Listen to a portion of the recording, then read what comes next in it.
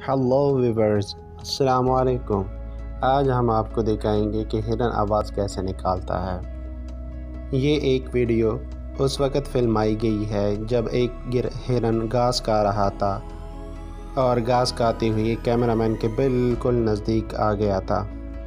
लेकिन इस दौरान आपको एहसास हो सकता है, आप देख सकते हैं कि हिरन घास खाते हुए हर वक्त कोई खौफ सा महसूस करती है और बार बार होशियार हो जाती है और भागने को तैयार हो जाती है। शायद ये इस कैमरामैन की मूवमेंट की वजह से हो।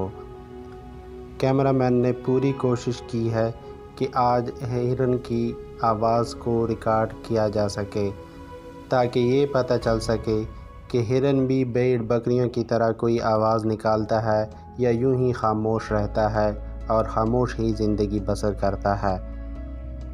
इस फिल्म में काफ़ी कोशिश की गई है, लेकिन हिरन घास खाते हुए आखिर में भाग निकलती है क्योंकि उसे ख़तरा महसूस हो जाता है और भागते हुए एक आवाज़ निकाल लेती है। अब ये आपने डिसाइड करना है।